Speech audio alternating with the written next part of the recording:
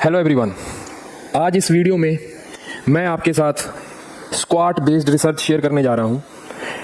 ये रिसर्च बहुत इंपॉर्टेंट है। इंपॉर्टेंट क्यों है? क्योंकि ये स्पेशली बॉडी बिल्डर्स के ऊपर की गई है। तो इस वीडियो में हम ये देखेंगे कि अलग अलग स्क्वाट्स आपके मसल्स को कैसे हिट करते हैं और मसल्स का कैसे एक्टिवेशन होता है अलग अलग स्क्वाट्स में। कौन सा स्क्वाट वेरिएशन आपके किस मसल के लिए अच्छा हो सकता है अगर आपको पर्टिकुलरली बॉडी बिल्डिंग के हिसाब से अपने मसल्स पे फोकस करना है। तो ये काफ़ी रिसर्च बेस्ड वीडियो है, तो शुरू करते हैं। तो यहाँ पे मेरे पीछे एक रिसर्च है जिसमें glutes, thighs and lower back muscles जो कि स्क्वाट में मेजर रोल प्ले करते हैं उनके ऊपर, उनके एक्टिवेशन के ऊपर रिसर्च किया गया अलग अलग स्क्वाट वेरिएशंस परफॉर्म करके, स्पेशली बॉडी बिल्डर्स के ऊपर, क्योंकि बॉडी बिल्डर्स ही अलग अलग वेरिएशंस करते हैं। स्पोर्ट्स वालों के पास इतना टाइम नहीं होता कि वो बहुत सारे वेरिएशंस ट्राई करें, बट फिर भी चलो देखते हैं। तो अब यहाँ पे स्क्वाट में कौन कौन से स्क्वाट किए गए, वेरिएशन कौन कौन से थे। तो यहाँ पे अगर आप देख पाओगे, so there is a deep squat जिसको हम बोलते हैं बैक स्क्वाट, जिसको फुल स्क्वाट बोला जाता है। उसके बाद पैरेलल, मतलब बैक स्क्वाट ही है बट पूरा डीप में नहीं बैठ रहे हैं, पैरेलल में 90 डिग्री तक का स्क्वाट है। Then there is a sumo squat, sumo squat जिसमें स्टांस वाइड है, एक वो वेरिएशन लिया गया। दूसरा वेरिएशन कौन सा लिया गया, जिसमें पैर जो है वो एक्सटर्नली रोटेटेड है। And then there is a front squat, my favourite. तो यहाँ पे इन सभी स्क्वाट वेरिएशन को इस रिसर्च में टेस्ट करके देखा गया। ऐसा नहीं है कि ये अकेला रिसर्च है, इन्होंने बाकी जो रिसर्च हुए हैं उनको भी साथ में लेके चले, देन उन रिसर्चेस को ध्यान में रखते हुए ये रिसर्च किया गया। तो ये ऐसा नहीं है कि सिर्फ एकमात्र रिसर्च है, बाकी और भी रिसर्च है, बट ये सबको ध्यान में रखते हुए किया गया है। नेक्स्ट वर्जन बोलेंगे।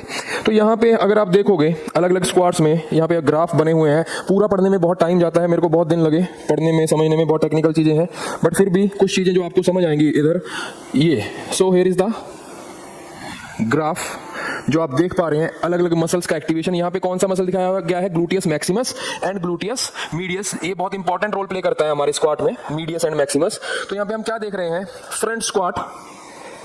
फ्रंट स्क्वाट में अगर आप एक्टिवेशन देखोगे, there is a ascending phase, मतलब जब आप ऊपर की तरफ उठ रहे हो opposite gravity. There is a descending phase जब आप ग्रेविटी की तरफ जा रहे हो। तो ग्रेविटी की तरफ जा रहे हो, ग्रेविटी के ऑपोजिट जा रहे हो, मतलब दोनों में ही ग्लूट्स का बहुत बड़ा रोल होता है, स्पेशली मैक्सिमस जो आपका सबसे बड़ा मसल है। तो यहाँ पे फ्रंट स्क्वाट में उसका एक्टिवेशन अगर आप तुम ये बार्स देखोगे तो सबसे बड़ी बार कहाँ पे आ रही है, ये असेंडिंग में, मतलब जब आप ऑपोजिट ग्रेविटी उठ रहे हो। डिसेंडिंग में भी ये बार सबसे बड़ी है। तो अगर मेरे को ग्लूटियस मैक्सिमस को ट्रेन करना है या बड़ा बनाना है, जैसा भी आप उसको कंसीडर करें, तो फ्रंट स्क्वाट वहाँ पे एक अच्छा ऑप्शन है एज पर द रिसर्च। ये मैं अपनी तरफ से नहीं बता रहा हूं, as per the research.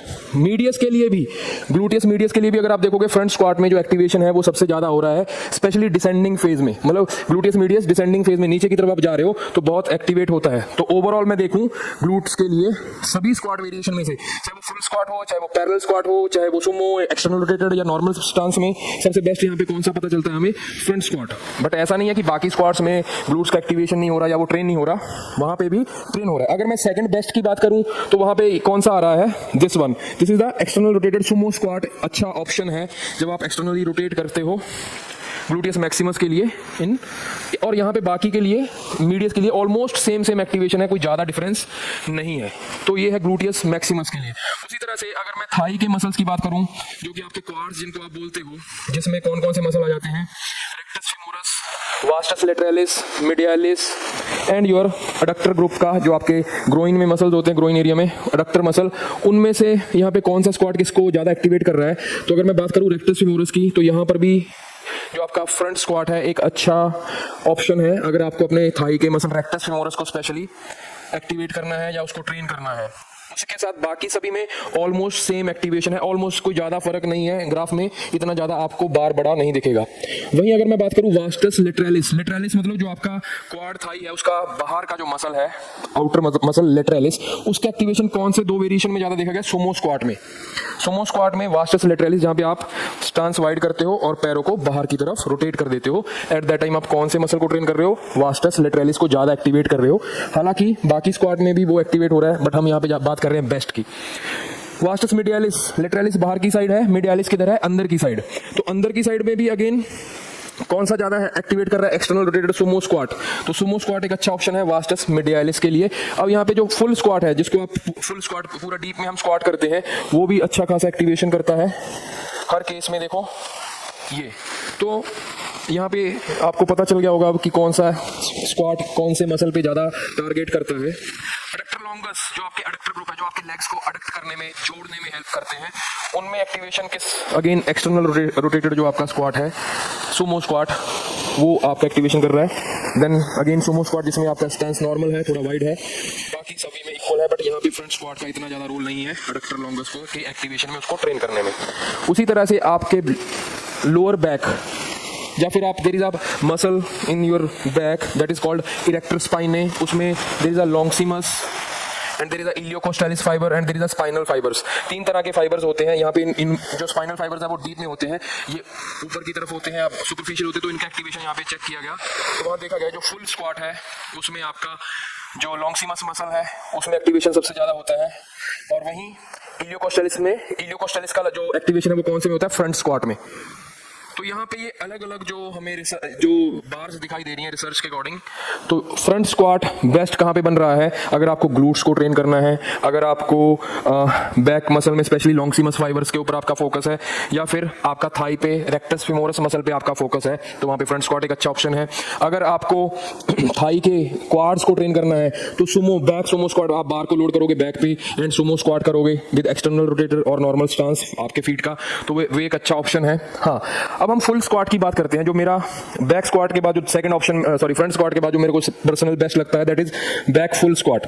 Full squat अगर आप शुरू से देखोगे ना, उसकी ज़्यादा बात अभी तक नहीं की मैंने, क्योंकि वो जो है हर मसल पे प्रॉपर इक्वल डिस्ट्रीब्यूट करता है लोड को एंड उनका एक्टिवेशन भी प्रॉपर होता है। तो यहाँ पे अगर फ्रंट स्क्वाट को निकाल लें तो फुल स्क्वाट है, बाकी सभी के बराबर आ रहा है, ठीक है। उसके बाद यहाँ पर भी अगर फुल स्क्वाट देखोगे, बाकी सभी के ऑलमोस्ट बराबर आ रहा है हर मसल के लिए, और हालांकि यहाँ पे वास्टस मीडियालिस के लिए वो कंपीट कर रहा है तुम्हारे सुमो स्क्वाट के साथ, इधर भी वो कंपीट कर रहा है बाकी सबके साथ। सो यहाँ पर भी जितनी भी रिसर्च है फुल स्क्वाट जो डीप में आप करते हो, अगर मैं सभी को एवरेज ले लूँ, सभी मसल्स का एवरेज निकालूं, तो फुल स्क्वाट वहाँ पे विनर होगा डीप में जो हम फुल स्क्वाट करते हैं। अगर मेरे को ये देखना है कि ओवरऑल मैं हर मसल को हिट करना चाहता हूँ, मेरा कोई ऐसा गोल नहीं है कि मेरा सिर्फ ग्लूट्स हिट हो या मेरा ये क्वाड्स के मसल हिट हो अलग से, ऐसा कुछ गोल नहीं है। अगर आपको एक अपना आप बोलोगे फंक्शनल मूवमेंट को हिट करना है, तो फिर बेस्ट कौन सा हो जाएगा, फुल स्क्वाट। जैसे स्पोर्ट्स में होता है, स्पोर्ट्स वालों का ये कोई गोल नहीं होता कि उनको ग्लूट्स बड़े करने हैं या उनको थाई का कोई पर्टिकुलर मसल बड़ा करना है। उनका गोल क्या होता है कि उनको फुल आपका मसल, जितने भी मसल हैं उन पे फोकस करना है और उनको अपनी परफॉर्मेंस बढ़ानी है। तो परफॉर्मेंस बढ़ानी है तो एक मसल काम नहीं करता, सारे मिलके काम करते हैं। तो वहां पे बेस्ट ऑप्शन कौन सा हो जाता है, फुल स्क्वाट। अदरवाइज अगर आपको सिंगल मसल ट्रेन करना है लाइक अ बॉडी बिल्डर, तो वहां पे मैंने आपको ऑलरेडी बता दिया है। तो ये एक रिसर्च बेस्ड एनालिसिस है, पूरा 11 पेज का है ये। तो आप भी इसको इंटरनेट पे सर्च कर सकते हैं, आप इसको पढ़ सकते हैं, फ्रीली अवेलेबल है। And this is all regarding variation of squat and कौन कौन से मसल्स का एक्टिवेशन उसमें ज़्यादा होता है। Thank you.